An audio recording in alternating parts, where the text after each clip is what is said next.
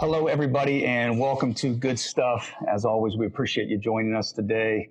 And if you could, hop on over to the YouTube channel and subscribe to Good Stuff with Kevin. Well, I'm bringing on a guest today that, honestly, I just don't know him that well, but we just spent a lot of time here together and getting to know each other. I don't think it's an accident, but really excited to have him, Jason Romano. Appreciate you being here, Jason. Hey, Kevin, thanks for inviting me, buddy. Good to see you. Yeah, it's going to be great. Jason, you're the host and producer of Sports Spectrum Podcast, which I'm sure we'll get into that a little bit, but you're interviewing athletes, coaches, and other personalities, sports and faith, doing a lot of similar things. We talked about the magazine a little bit, and I can't wait to dive into the new book that you did, your second, right? Is that right? You just did your second book. It did, yeah. It came out the end of July, and it's crazy to even think that I'm an author. So, yeah, but I'm sure we'll get into that. Yeah, for sure. Well, like I said, I told you earlier in researching you, it's just amazing how aligned maybe our lives are. But I want to hop in right away. Because I got this might be selfish, Jason, but I got to know. Like, I'm listening to your podcast with John Gordon, and two things just stick out to me, and I'd love for you to speak on them separately, or maybe they're intertwined. Okay. But you said right off the bat, I am third. And we just had a guest on here, Indiana Wesleyan head basketball coach Greg Tonigal. I am third. What a great, Greg's a friend and did a great job illustrating that, which it sounds like maybe you might know. And then I always say INAM almost every morning. It's not about me. So could you dive into those right off the bat for me, please? Because there's just a lot of things that I think our viewers will appreciate. And I know, once again, selfishly, I will. Well, I am third is, and I say this in the book, it's from Indiana Wesleyan. So I I met Coach Tonigal 3 years ago. It was right before they won their most recent title. So maybe 2 years ago, whatever, I think it was early 2018. And we had him on the podcast that I host, and, just kind of learning about this small little college that had this amazing basketball program and what was fueled behind it. And he told me about the I am third model, which is God first, others second, ourselves third, and how he really models that, his program, his life, how he goes about his teachings, his coaching, all from that I am third model. And then I went and visited Indiana Wesleyan 2 years ago in the fall of 2018 and spoke there, shared a little bit with the team, got to see them play a little bit. Did the convocation, or the whatever you want to call it, the sermon message for the student body, and watched them live out I am third. I really did, just in the day and a half or 2 days that I was there. So when I put the book together, I thought about, okay, what does it look like to wear the uniform of leadership? What does it look like to be selfless? What does it look like to serve as Jesus says he came to serve and not be served? And I said, it really comes down to the model of being third. Right. God first, always for me. Others second, ourselves third. And it doesn't take, the order is important because it doesn't take ourselves out of the equation. It just has us in the proper place. When we get in trouble is when we have ourselves first, and then others second, God second, anything else second. Anything besides God that's not first becomes an idol, becomes sin, and becomes distraction. And I've seen too many people, including myself, wear that uniform backwards and place myself first. And whenever I've done that, I've been selfish. I've been focused on only me. I forget about the team. I forget my purpose, and I'm not doing the service that God has called me to do, which is to serve others. And so that's really what I am third is about. It's meant so much to me. And then, you mentioned it's not about me. Well, listen, that comes back to the model. If we live our lives in the proper frame of God first, others second, ourselves third, it becomes about something bigger than ourselves. See, it is about ourselves in terms of, God has given us all gifts. He's given us all platforms. He's given us all opportunities to love and serve others. He's made us all leaders. I had this conversation with an older lady at my church a couple of weeks ago when we were talking about my new book, and she said, I'm 75. What do I want to read a leadership book for? I'm not a leader. And I said, you are a leader, though. You're alive and you're breathing, and you have impact on others, and you can serve others. So you're a leader. And she just couldn't get past the fact that she was, either too old or didn't have the right title or status in her life to be considered a leader. And I think a lot of us, we wake up every day and we're like, I'm just going to go about my job and wake up and do the same things I always do. And I think if we actually focused on living I am third in the model of being a leader, man, the world would change. It just would, because we would have impact on others. So, well, and I think what you're saying there, it's almost like you need to have more intentionality with your living that way. And of course, just a great deal of conviction with it. I'd be interested to hear, and I know we're going to get into transferring over from ESPN to what you're doing now in that calling, but I look at my own life. Let's just look at me, Jason. I have no problem. You can tear me apart here on the show. That's fine. But I look at myself being the oldest of 13 grandchildren and having a lot of individual early success. That's been something that I've really had to dive into, being a head coach at 25 years old. And I didn't realize it when it was happening, but selfishness almost just morphed into my life. Is that a commonality that you see happening with others? And then as a result of it, I wasn't grounded with that I am third. I was first, then my wife became first, then my kids became first. Well, when I made that change to what you said, unbelievable. Yeah, things change. And I think, yes, first of all, it is a commonality among all of us, because I think we're all born with a selfish nature. Just innately, we come out of the womb and it's me, you don't have to teach a kid how to be selfish, because they just are. It just naturally comes. And I think as we grow up, that selfish nature is embedded in us, and it takes work, it takes humility, and honestly, it takes God coming into our lives to show us that it's not about us, it's about Him and it's about others. But I find it when we start striving and achieving towards things. So I'll start even in high school or college. You get your diploma, you go to college, and you're worried about your GPA, and you're worried about what's my job going to be and what am I going to do for the rest of my life. And we don't go into this mindset of serving others. We're all about serving ourselves. And as we get older, that carries with us. I remember for me, when I got to ESPN, I was blown away that I got a job at ESPN. I didn't think I was worthy. I didn't think I was deserving. I certainly didn't think I had enough talent to ever work there. But God opened up a door enough for me to get hired there. So I went there. I wasn't a Christian when I first got to ESPN. And I like to say that when I did begin a walk with the Lord, that all of a sudden all that selfishness went away, but it didn't. And so I was so focused for about 10 years at ESPN to climbing the corporate ladder, to going to the next job for achievement. When's the raise coming? Why don't I get to do more traveling? Where's the opportunities? Why don't I have the manager job that somebody else has? How can I become better? And that's not a bad thing in itself, to want to be a better employee or, achieve and learn and grow. But when you're so focused on the destination, you forget about the journey. And the journey is where the real blessings happen, and the opportunity to enjoy each day for what it is, and to recognize the teammates that you're working with and how awesome it is to be able to come together and come each day to work and say, how can I help you? How can I serve you? How can we make this amazing together? And then get to know them on a deeper level than just ESPN employee. Like, we all have lives to live. And I've saw so many people who were so entrenched in their job that's all they cared about, that's all they talked about, and you never could get away from it and really get to know the real person, because we're different at work. I mean, we try not to be, but we are. We're going there to do a job, and it's not the real person. So to go beneath the surface a little bit requires, to me, that I am third model, and it's a struggle for all of us. Yeah, it is. I think you just said something that I've said on here probably a couple of times before. I appreciate the fact, not even knowing you that well, I appreciate your story, and I respect the fact you have a struggle. I think that's just the transparency coming out of me, maybe, or vulnerability. And I think it's great when you're living that model to think about those things. And, and I'm sure you've heard of these things, joy, Jesus, others, yourself, ego, edging God out, all these things. And I'll admit to you that I still fight that, even though I know where I'm at. I'm in a much better place with it. But I guess the one thing that I would be interested to hear what you say about this, right? We're leaders and we're pouring into people every single day.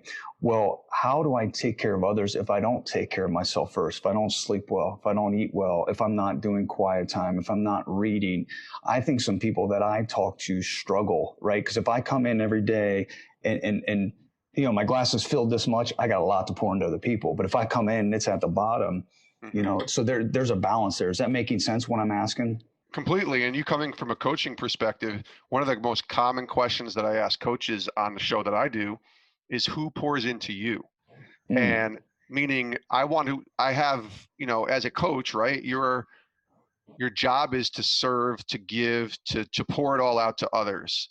And I think in our job and in our life, especially if you're a parent, if you're in a position of leadership, or I should say a position of management, a high level based upon a title status, you feel like I have to give, and pour out. And man, I even know people who will come in at the end of the day and say, man, my cup is empty. My water bottle that's is right. empty. I'm done.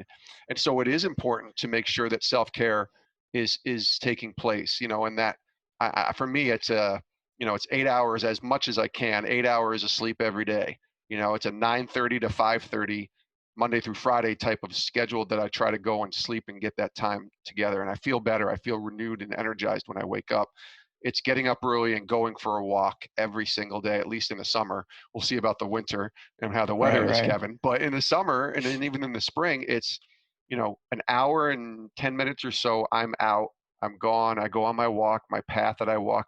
I listen to a podcast. I let someone pour into me, or I just escape and get right, that right. fresh air. And then I come in, I take a shower, I have breakfast, and let's go. And now I'm energized and ready to give myself in whatever way I can to someone else. And so it Love it. is important. And when I don't do that, I feel like I come in and I wake up. Let's say I woke up right away and I just checked my phone and I sat at my desk and off we went. Man, I haven't been able to kind of pour something into me to have that energy to pour back out to others. So self-care is really important. I do think there are moments where I've fallen short of that, and things that I need to continue to think about. I hear so many people talk about the importance of counseling and therapy and things like that. I wished, I did a lot of that when I was younger, even into my early 20s, and then I really haven't done a ton of that. And I'm a guy that likes to have conversations and talk. So I think I would like to do more of that. I've seen people who have. I think that's an important part of a lot of people's journeys. So I would encourage that. And even Hmm. just having conversations like you and I had, Kevin, even before we Right. started taping, just Yep. building relationships in a way that is counseling and therapy, right? When you sit there and you just talk to someone and have no agenda and just say, can I just have a half hour and let's just Right. chat? Right. So those are all ways I think that help me and fill me up so that I can be, available to live that I am Yeah. third model to others. Yeah, it makes complete sense to me. I love what you're saying there, Jason. That's really good. And I know somebody is going to grab hold of that and change their habits or ways, if you will, because I think it's just I almost feel guilty when I'm not doing some of those things in the morning, Yeah. and I'm Yep. not doing those for me. I'm doing that so that I'm prepared for others, and so I think that's important. Now, is it safe to say that faith is the reason? We'll jump into ESPN right after this, but is it the reason why you're doing what you're doing now? Right? You took a leap of faith, correct? Yeah, I did. And it's the only reason. I always tell people, if I never had a relationship with the Lord, or God wasn't a part of my life, a big part of my life, the part of my life, uh, I probably would have just been completely content working at ESPN for the rest of my life, or a place like that. And quite honestly, even as a follower of Christ, if God wanted me to stay at ESPN and work there for the rest of my life, I would have Right, been right. okay with that too, because Mm-hmm. it took me a while, but I realized that my job and my work was ministry at ESPN, at least the last few years. And I took a different approach in how I went about working every day. But yeah, God opened up a door. I kind of sensed around 2015, 2016 that God was calling me away. I didn't know what that meant. I just I just knew, you feel like your time is up in certain cases, and that's a feeling more than it's God speaking to me. I've never had God audibly speak to me. At least I don't think I have, but I just felt like God was saying, all right, I think I need you to do more for me, and I don't think it's here at ESPN.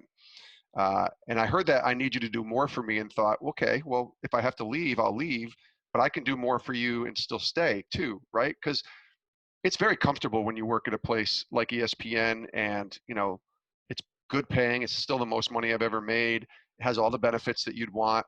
Walt Disney Company owns ESPN, so you get all those Disney perks, and it's very comfortable to stay in that. And I'm not saying those who have stayed, uh, have made a bad decision or anything like that, or are staying because they're comfortable. But for me, that's what it was. And I could sense in 2016 feeling this thought or hearing from the Lord saying, it's time to get uncomfortable for me. And, I didn't know what that meant.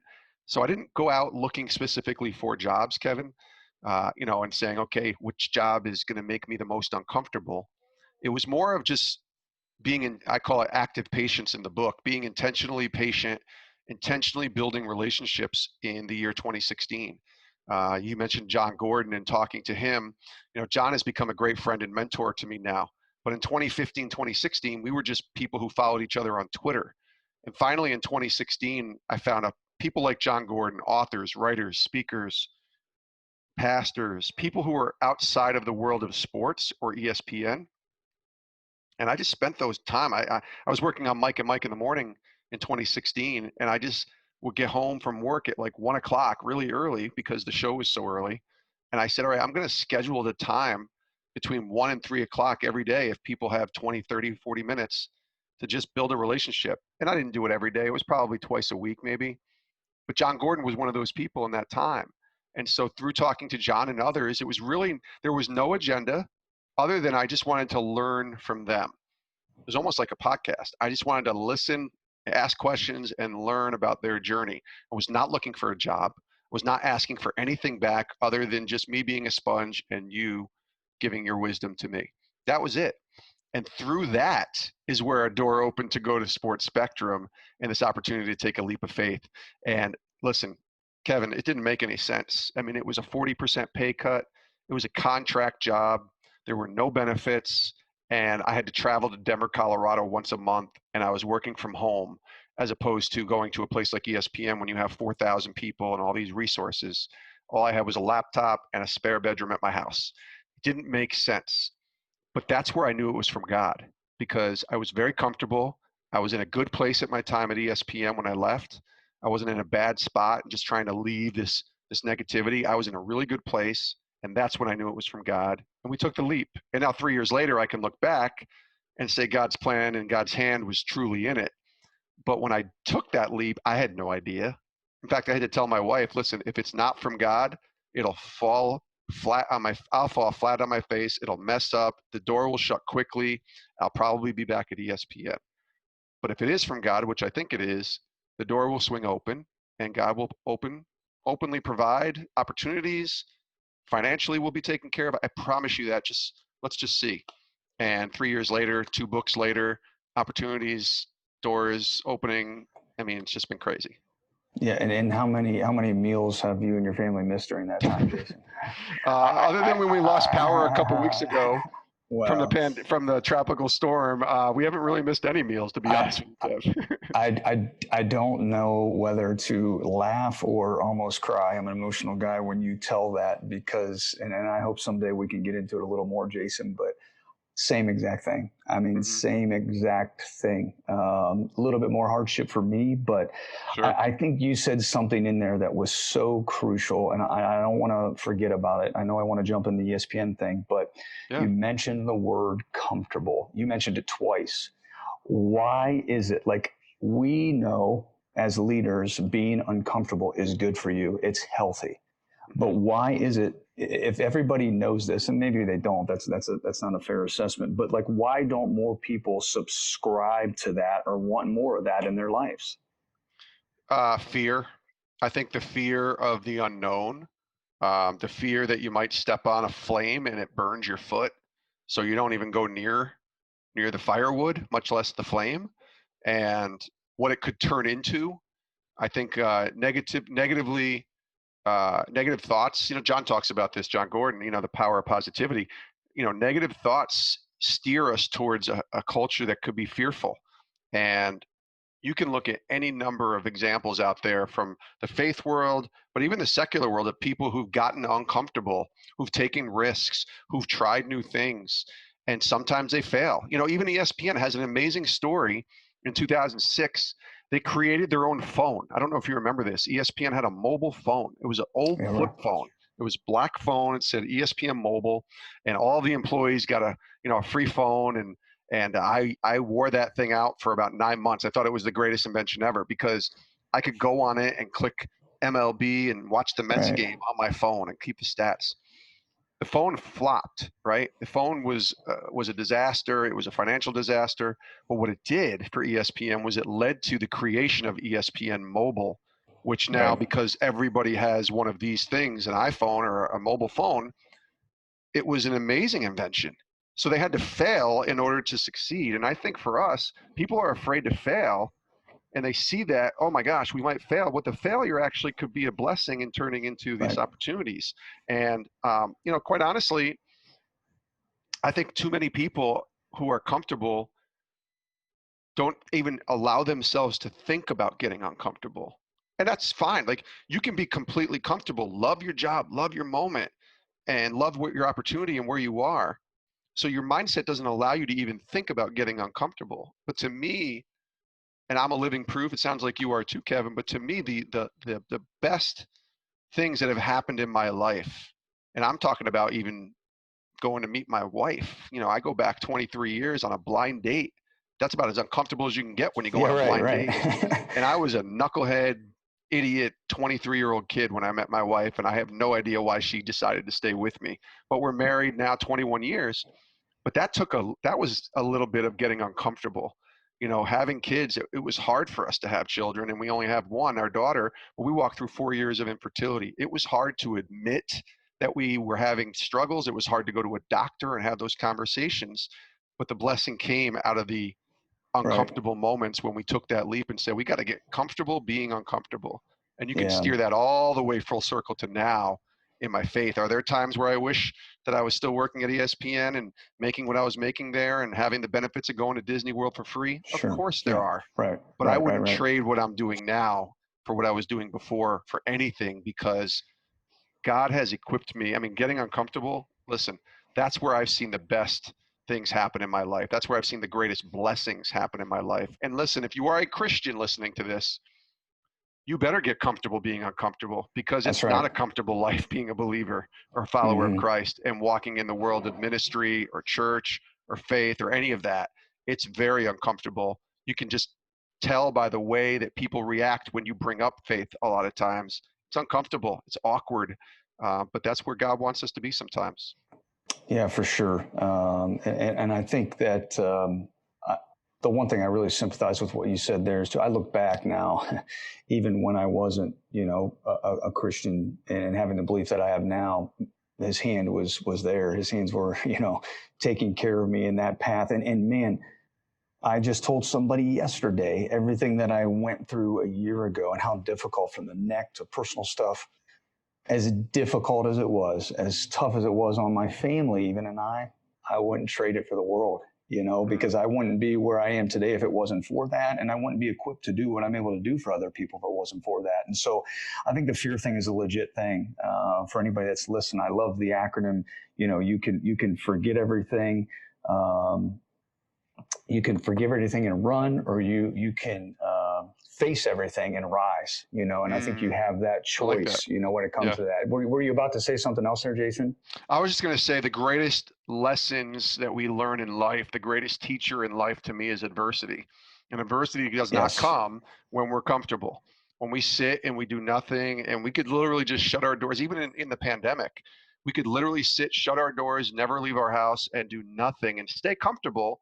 But there's so many great, amazing things to happen when you step out of that door. And sometimes when you step out of the door, adversity is going to come. In fact, a lot of times that's going to come, but it's how we react to that. And to me, my greatest lessons in life have come from adversity. So, Yeah, I agree. I know we've said on here tons of times before about faith and family. That's huge for me. We have 3 boys, but I'm going to have to play your stuff for them since they don't listen to dad as much anymore, my 13, 11-year-old. But it is, I think every day I talk about resiliency.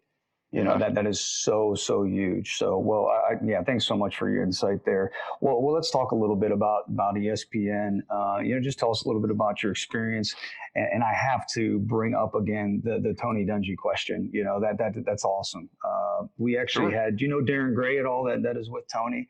I know Darren was on Darren. here. Yeah, so Darren was on here 7 or 8 episodes ago, and of course talking a lot about Tony. But Yep. I think that's a very important question, and just in general, your experience, what it was like at ESPN, culture, all those things. Of course, you give names or don't give names, whatever you're comfortable with, too, please.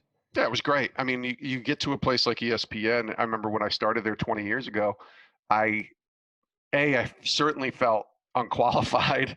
I was scared. I was nervous. Can I do the job that it requires to reach a level like ESPN? That was a real thing for me. And I came into working at ESPN Radio on the national network. That was my first job there. And there were 14 other producers who worked on other shows like Mike and Mike, which had just started at that time, Dan Patrick's show, Tony Kornheiser's show, the game night programs are the ESPN Radio sports telecasts, events like the Super Bowl and things like that. So you walk in and you're seeing these people who've been there. I don't know how long they were there before me or whatever. And I just always thought, can I do what they're doing and do it as well? And so you get nervous when you walk into a place like that. It's kind of like a single A or a double A player gets called up to the majors and you're thinking, I don't know, I don't belong here. What am I doing here? Right. But it happened for me. And so once I got there and I kind of probably within a month or so started to realize, okay, I think I can do this. I was looking for approval left and right, Kevin. I mean, my love language is words of affirmation anyways. So when you go to ESPN, you are looking for approval from your peers. Hey, great job getting that guest. Great job hustling here. And that's kind of the life I lived for a while, for a long time. And I loved my job. It probably wasn't until a couple years later that I realized I'm talented enough to work here, if that makes sense. I still kind of felt like I was doing a smoke and mirrors thing for a couple of years there, but the culture was awesome. I mean, there's a lot of extremely talented people, especially the talent that's what they're called, the on-air people that you'd see, whether it's radio or television, and walking through the halls and seeing Dan Patrick and Keith Olbermann and Stuart Scott and Bob Lee, Chris Berman, people all that I got to know or work with. You immediately realize, A, those are your heroes, the guys that you watch when you were a kid on ESPN, but B, you're now colleagues with these people. And so they're not looking at you as some fan who wants to get an autograph. They're relying on you to do a job and to do it well. And so that culture was really good. It certainly elevated my talent, if you will, just being around them. But the culture was interesting because there was a cutthroat culture, I think, at a place like ESPN. Everybody's kind of in it for themselves, trying to get the next job, the next level, the next status, the next show to work on. But you were forced to work with your team. There were very few people who could do anything on their own and consider it a success at ESPN. I would argue there was nobody. Like, everybody needed others to help make what they were doing a success. It's kind of like sports, right? It's the same way. You could be the greatest player ever and score 50, but if your team's 0-16, are you really helping and contributing? Right. No, you need your teammates to elevate you, and you need to elevate your teammates, and you need your coach to help you and to coach you and to encourage you. So we all needed each other. And so the culture, as I got older and I started to understand what ESPN was about, I recognized how much of a family type atmosphere it really needed to be. We needed to have each other's back. We didn't always have to agree, but we needed to be there for each other. And, I worked with an amazing team when I moved to the television side in 2004. And I was a talent producer, talent booker, and that's where the Tony Dungy story comes in. And it was me, 4 other women. My boss was a woman, and it was, if I jokingly said, I was like Charlie's Angels. It was me and all the women. And that's very unusual, by the way, at ESPN, which is a very male-dominated type of company, especially on the production side.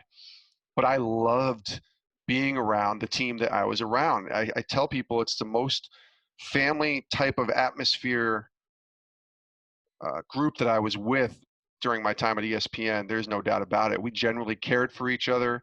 We had each other's backs. We went to battle each day for each other. My friend Carol was my boss at the time, and one of my best bosses, if not the best boss I ever had. And she created this culture on her own, realizing that, we're all trying to accomplish and achieve things for ourselves, but we can't do it without each other.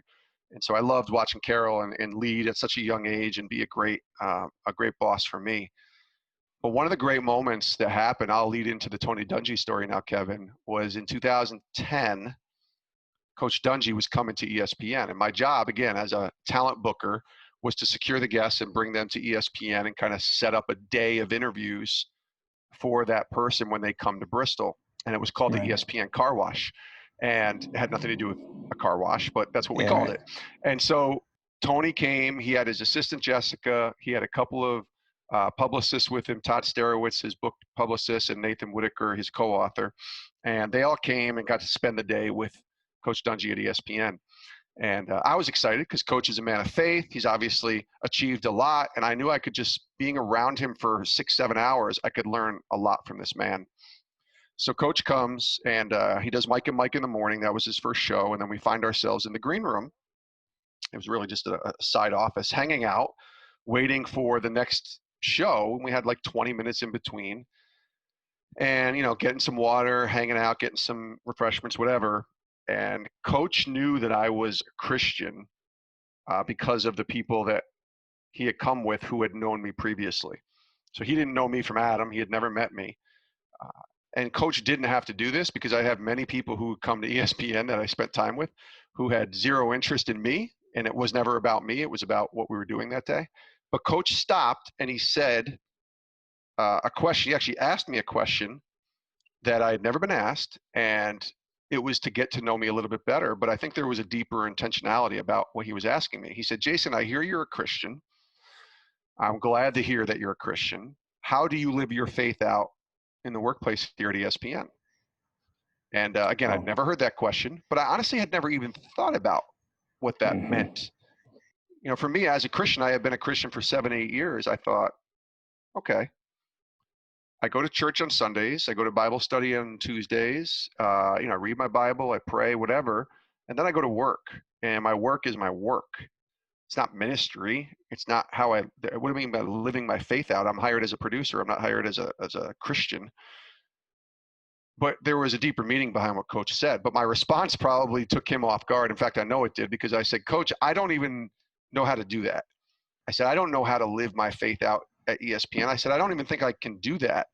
I said, I'd have to go work for a sports ministry if I'm going to do that, or a church or something. I can't do that here. And Jessica, Coach's assistant, a great friend, was bold enough before Coach Dungy could even respond, and he wanted to. Jessica stands in front of Coach Dungy and looks at me and just says, you don't get it, do you? And I say, what don't I get, Jessica? And she did it in such a loving way. So it wasn't a condescending way or a mean way. It was a loving way, but it was still bold in the way that she went about it. She's like, you don't get it because look where you work. I said, I'm at ESPN. She's like, no, but look where you work. 3,000 people every day come to ESPN to do their job. Look at the impact that you can make on potentially 3,000 people by how you carry yourself, by how you live your life, by the intentionality on being a believer in the workplace. And so I didn't get this crash course on how to live my faith out in the workplace, but I immediately had this light bulb shine bright above my head in understanding that my workplace was my worship, was where I needed to understand that God had called me there. And Jessica said this. She said, until God calls you away, maybe he will, you are to bloom where you're planted right here at ESPN. And that became the second chapter of the book. It was going to be the title of the book if I had my say in it, because it meant so much to me about blooming where you're planted. And from that day, Kevin, I went from being an ESPN producer who happened to be a Christian to being a Christian who happened to work at ESPN. And it goes back to that I am third model, right? The order is important. The order is important. It was just a little shift. It wasn't this giant shift, but it was just a little shift of a mindset to understand, yes, Christ is the centerpiece of my life. He's not just a piece of my life on Sundays. He's the centerpiece of all I am. So when I go to work, when I go to church, when I come back home, when I'm out at the grocery store, when I'm at a sporting event, whatever it is, I'm a follower of Christ first and everything else second. And that was a game changer for me. I tell people that Tony Dungy question changed my life forever. Yeah, I'm sure it did. And it makes me think of that. I'm in a book study now with some guys on Lead for God's Sake, and Todd was on here, but that I know that's in that book towards the end about that centerpiece. And so I think that's huge in what you said. I'd be interested to know, and then we'll wrap up with some questions here, but what did you, and once again, you don't have to give names, but from working with the people that you did at ESPN and the people that you talked to on the podcast, what is it? What sticks out? These are successful high achievers, if you will, right? Like, is there a commonality amongst all those people? And even on the flip side, is there something that, the people that don't have it, can they get it? Can they not get it? Or what is it there too? Well, I'll say from just a talent perspective, for the most part, there were a few, but for the most part at ESPN, everybody was very talented. And you can kind of relate to this in basketball terms, or if you're a coach, there are a lot of talented players that come and go. But do they mesh? Do they fit? Do they understand what it takes to be great? Yep. To be great, not just to be talented, but to be great.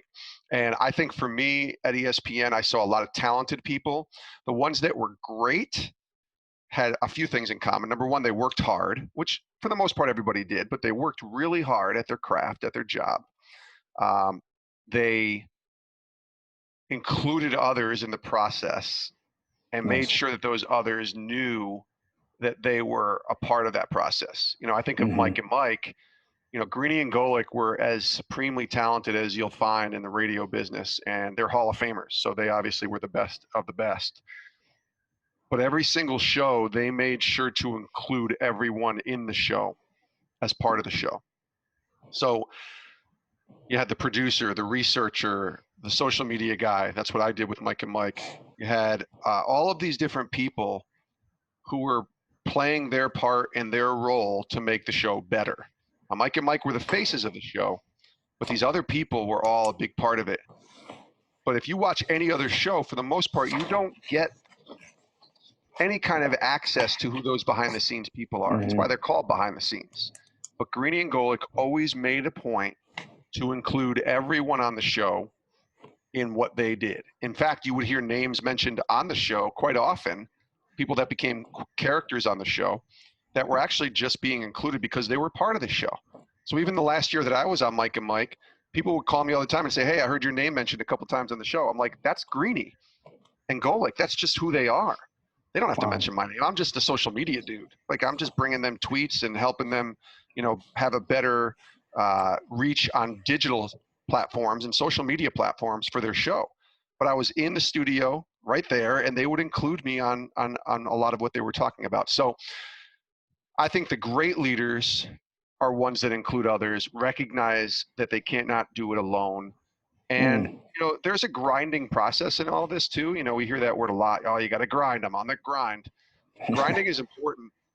But to me, Coach Dungy was a great example of this too.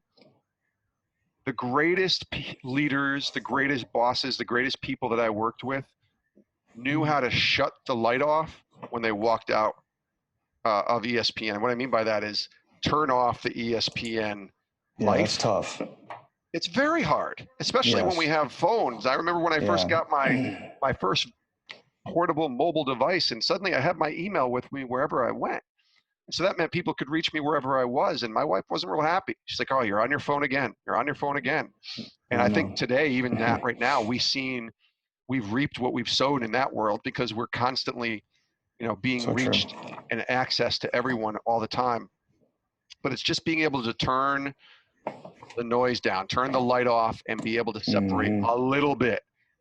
Can't always turn it all off, but just being able to say, okay, I'm going home now, and I need to be home. I don't need to be ESPN home. I need to be home. And I've actually gotten a little heat from that. There were some people that had an issue with me when I said, listen, I'm going to turn my email off right now, and I will respond when I wake up tomorrow morning, but I need to be present with my daughter. I need to be present with my wife.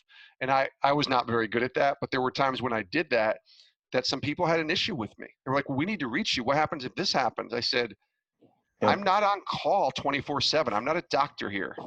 And I just need for my own health to just tune out my work for a little bit. It's very hard to do, Kevin, but I've seen the best leaders who are able to do that really come back recharged, refreshed. It goes back to what we talked about earlier, and be able to pour into others. Yeah, it's so true. So true. I know it's hard, because for me, it's like, man, if I'm not doing this now, somebody else is doing it and they're passing me up, right? It goes back to, I guess, one of my philosophies, and just control what I control. Don't worry what I can't. I want to wrap up with you here. I'll get to rapid fire in a second. I have to ask one question on the book, and I'm sorry we didn't get to it more. We'll okay. let people know this where is they can all about find the it. book. It's all in the book. Well, this is true. What was the most fascinating thing you discovered along the way, if you don't mind, quickly? Yeah. So Kevin, initially I wanted the book to be titled "Bloom Where You're Planted," or someone else suggested "Tales from the ESPN Car Wash," which I thought, oh, that's an interesting title. And the idea of telling the stories of working at ESPN was initially the idea of the book, right? But once we started diving into it and realizing that there are leadership lessons, there are different lessons that we all can encounter in our daily lives that we don't even realize, that was the real eye-opening thing for me as we started to put this book together. It changed the title of the book. It really reframed the whole way we wrote the book, The Uniform of Leadership, because it became more about the lessons that we can all instill and put into our lives each day than just fun stories from ESPN. And the people who've read it so far have said to me, listen, I love the stories from ESPN and maybe I want to hear more someday, but this has helped me and challenged me as a leader to be a better leader. And that's when I think, wow, that's the whole process here, that God really opened up my eyes and opened That's up awesome. the possibility to write in a way that would encourage others as opposed to just entertaining others. Yeah. God's been doing pretty cool things with it. So that's great. Well, hey, we're going to go rapid fire, if you will, to finish. If you got to go a little longer, that's fine. But let's go. 3 pointers here, so I'm going to dish off to you and let you fire away, okay? Absolutely. So first thing, if people could learn or take away one thing from this talk, what would you want it to be? That you're third. I think I want people to understand that you're important in the grand scheme of things, but don't put yourself above God or others in this process. I want people to come out of this saying, okay, it's not about me. It's not about me. It's great. Number 2, if Jason could step into Kevin's shoes and ask Jason a question that I did not ask today, what question would have that been? Oh, you're making this a rapid fire question, man. That's a tough one. I think that's deeper. It's deeper too, I think, because as I ask questions, and I do that for a living, as I do my show, I ask questions to people. I think I missed a question here, I missed a question there.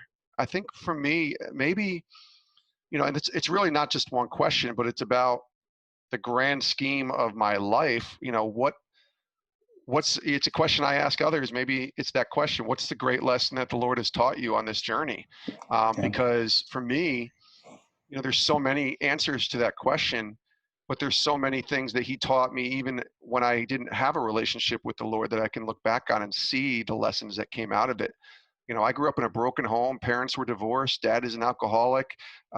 Divided family, divided household. My dad was not present in my life, and was able to overcome that thanks to my mom and a lot of other opportunities to be able to get to where we are now.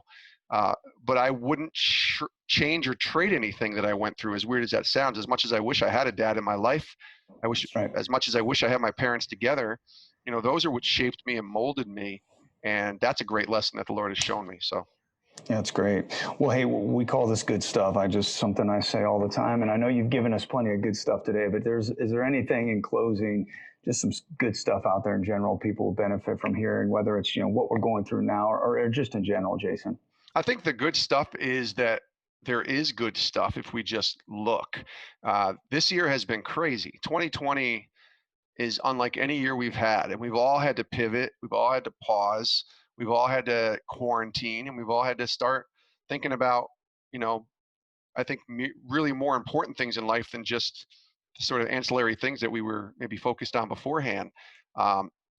It's about getting back to, in essence, what really truly matters, the I am third model, right? Get back to our relationship with God. Maybe God is using this as a wake-up call to draw us closer to him. It's understanding and appreciating the time that you get to spend with your family. I'm a guy who travels and was traveling quite a bit right before the pandemic. I think I had traveled 7 times in the past 3 months before the pandemic hit. And now I haven't traveled since, March 10th or whatever it was. So I have to say, okay, man, I wish I could travel more, but let me look at the good in this. The good stuff is I get to see my daughter every day, like literally be with her every day. Now she shuts the door and goes in her room because she's a teenage Right. girl, but I get to be in the same house with her every day. I get to be with my wife every day, literally with her every day, and, not have to get up and go to an office or anything like that. So there's good in that. There's That's good. right. You see a lot of people. Yes, it's, the protests and, the divided country as far as politics and other things.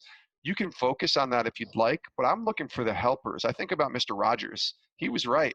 In the midst of the disappointing, in the midst of the storms, look for the helpers.